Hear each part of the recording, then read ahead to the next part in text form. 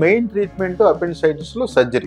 Nowadays మనమంతా laparoscopy ద్వారా 3 రంధ్రాలతో కానీ 2 రంధ్రాలతో కానీ కడుపులోకి వెళ్ళి అపెండిక్స్ చూసి దాన్ని కట్ చేసి రిమూవ్ చేయడం అనేది జరుగుతుంది. అదే మెయిన్ ట్రీట్మెంట్. సో మరి ఓపెన్ సర్జరీ ఎందుకు చేయకూడదు? ఓపెన్ సర్జరీ కూడా చేసుకోవచ్చు.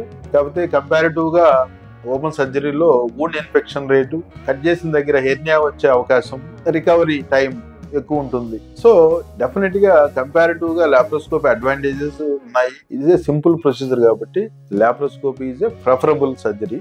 మరి ఇంకేదన్నా ట్రీట్మెంట్స్ ఉన్నాయా సర్జరీ కాకుండా?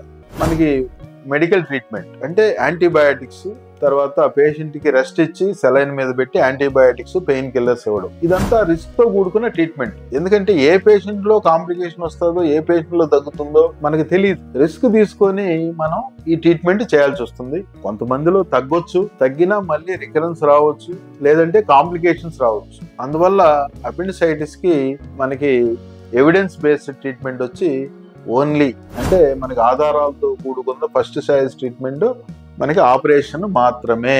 మరి దీనికి ట్రీట్మెంట్ చేయకపోతే అపెండిసైటిస్ కి ఏమవుతుంది? ఇది చాలా ఇంపార్టెంట్. ఎందుకంటే చాలా మంది ఓపీకి వస్తుంటారు, రేపు వస్తాము, ఎల్లుండి వస్తాము, లేకపోతే వారం తర్వాత చేర్చుకోవచ్చా అని అడుగుతూ ఉంటారు. ఇది ఎమర్జెన్సీ సిచ్యుయేషన్. అపెండిసైటిస్ అనేది ఎమర్జెన్సీ.